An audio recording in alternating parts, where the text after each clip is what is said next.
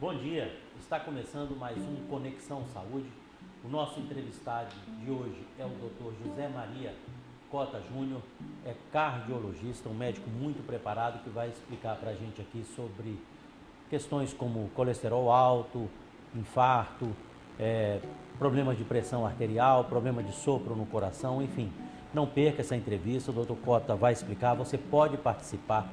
O telefone é 92, que é o código de Manaus, 99283-4672. Vou repetir, código de Manaus, 92, e o telefone é 99283-4672. Faça a sua pergunta, que durante o programa o Dr. Cota Júnior irá respondê-las. Meu amigo, seja bem-vindo aqui ao Conexão Saúde. Muito obrigado aí por dispor do teu tempo. Sei que você também trabalha aos sábados de manhã. Muito obrigado por se programar e vir ao programa, amigo. Bom dia, Noah. Bom dia, ouvintes. Saiba que é um prazer estar aqui. Muito obrigado, amigo. Obrigado pelo convite e eu acho que a maior intenção aqui é ajudar as pessoas. Então, eu me sinto honrado pelo convite que você me fez. Espero que eu consiga sanar algumas dúvidas dos nossos ouvintes telespectadores. Com certeza. Bom, já colocaram um assunto aqui, a produção, desculpa, bastante forte, que é o infarto, né? Certo. Mas antes da gente entrar diretamente nessa questão de infarto, só para explicar à população, todo mundo quando fala infarto, pensa no coração, e claro, é o mais grave. Mas infarto nada mais quer dizer do que falta de sangue em uma determinada área. Então, às vezes a próstata infarta, né? Existem segmentos que podem infartar, ou seja, faltou sangue naquela área. Nós vamos, o Dr. Cota vai explicar direitinho quais são esses efeitos de faltar sangue em determinada área do coração. Mas antes disso, quais seriam os fatores de risco que levariam a um homem ou uma mulher ter uma obstrução arterial, chegar a faltar sangue? Então, Noah, existem diversos fatores, né? É comum chegar no consultório e perguntar, mas doutor, por que eu infartei? Então, normalmente não é um único fator, são diversos fatores. Eu vou aqui falar alguns que são os mais importantes. Hipertensão arterial, colesterol alto. Né? O colesterol alto ele entope as artérias, então quando a artéria fica obstruída, não passa o oxigênio e com isso não oxigena. E aí se não oxigenar, aquele tecido morre, como o doutor Noah já falou. Mas também temos como fatores de risco a própria idade. À medida que a idade vai passando, aumenta esse risco da obstrução das artérias. Não posso deixar de falar aqui do cigarro, o tabagismo é um fator importante, o próprio sedentarismo, obesidade, e existem outras doenças também que podem colaborar com isso, mas eu colocaria aqui, Noah, como principal fator mesmo, idade, hipertensão, diabetes, que eu tinha esquecido, o tabagismo, o sedentarismo e a alimentação em si, uma alimentação não saudável contribui. Então essa história de que o Ministério da Saúde fala que o cigarro pode provocar infarto não é mentira, né? Cigarro é um veneno, né, para as artérias. Não, o cigarro ele é veneno para tudo no corpo. Eu ainda não vi uma notícia boa sobre o cigarro. O cigarro ele realmente ajuda o processo de formação das placas de gordura nas artérias. E o processo de formação dessas placas acaba levando à obstrução dos vasos. Sim, então o cigarro é um dos principais vilões e graças a Deus tem diminuído, né? Com o passar dos anos o número de tabagismo, pessoas que estão fumando tem diminuído significativamente e a gente consegue identificar isso inclusive nos consultórios. Para você ter uma ideia, quando eu estudei na Espanha, a Espanha tem os melhores trabalhos sobre câncer de bexiga. E o câncer de bexiga, um fator de risco importante é o tabagismo. Pra você ter uma ideia, se fumava dentro do centro cirúrgico, tinha uma sala só para fumar dentro do centro cirúrgico naquela época, né? Então, realmente, você é mais novo do que eu, mas quando era adolescente, assim também era, como é que se dizia? Era careta quando você não fumava, né? Então, quer dizer, essa cultura do cigarro acabou, né? Hoje em dia não tem tanto essa cultura assim, você não vê tanta gente fumando realmente como antes. Mas, enfim, desses fatores de risco que você falou, explique para a população essa história de colesterol. Te pergunto porque vocês são cardiologistas e é normal estar no cardiologista e fazer exames de colesterol, né? Sim. Mas, por exemplo, sou urologista e outros médicos que estão nos assistindo aí também sabem disso. É muito comum o paciente chegar, doutor, põe logo aí, quando vai fazer o exame de PSA para próstata, põe logo aí colesterol, essas coisas, né? Então existe uma preocupação, e com razão, da população em respeito a isso. Você poderia explicar assim, bem didático, o que seria essa história de colesterol, qual é a função, o que é colesterol bom, o que é colesterol ruim? Ok, então vamos lá. Colesterol, de uma forma bem fácil de entender, é gordura. Né? A gordura que vai...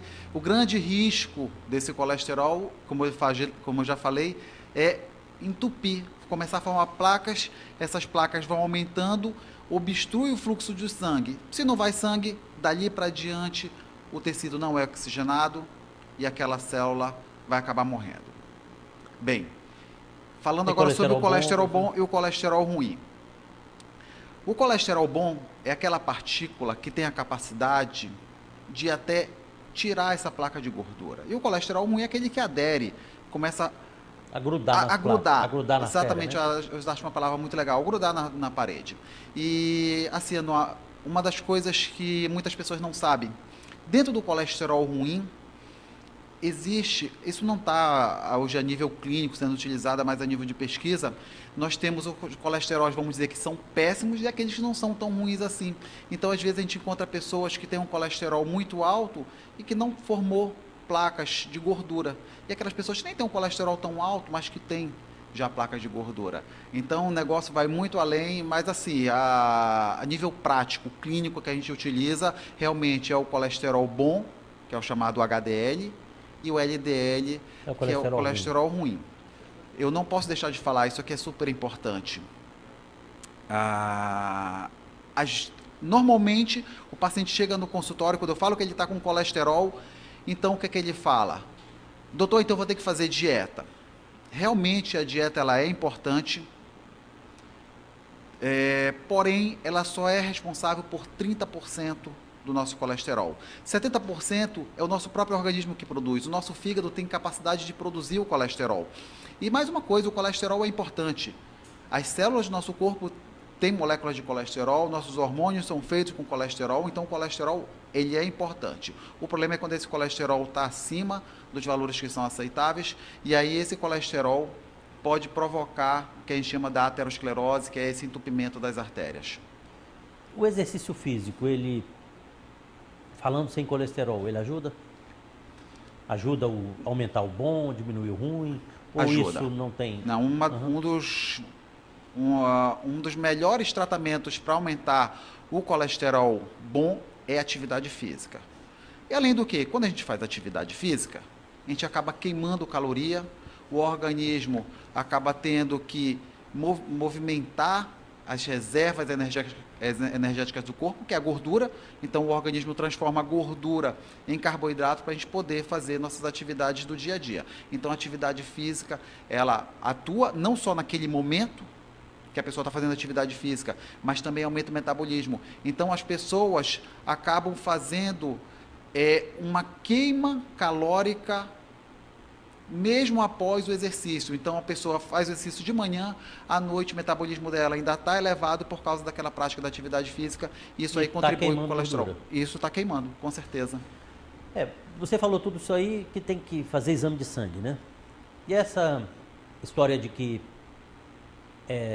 tem a gordura que é mais perigosa, tem aquele cidadão que ele é todo gordo, e tem aquele que tem os braços magrinhos, as pernas fininhas e tudo, mas uma barriga desse tamanho.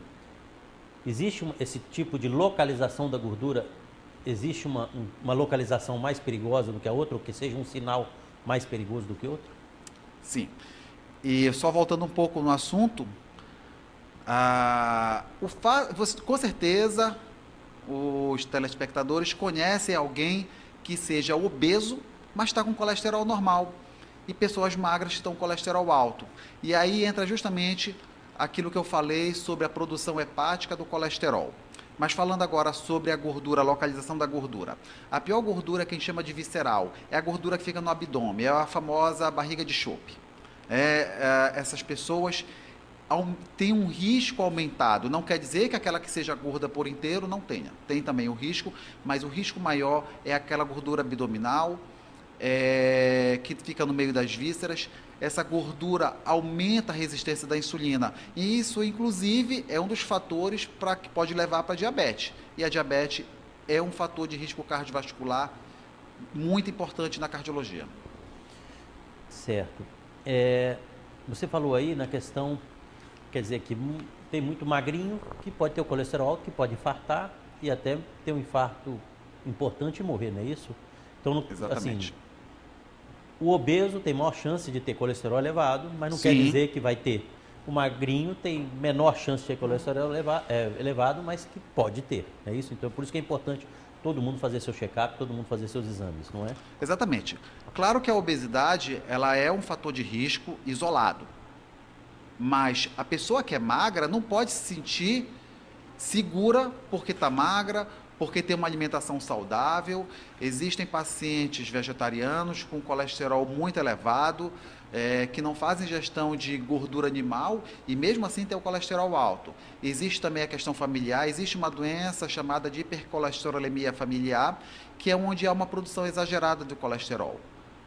Não é uma coisa tão rara, mas também não é tão infrequente, a gente pega em consultório. Então eu sugiro realmente procure um médico, faça seu check-up, peça realmente para fazer exame do colesterol, que é um dos fatores de risco muito importante na cardiologia para formar aterosclerose e, consequentemente, o infarto. Ovo.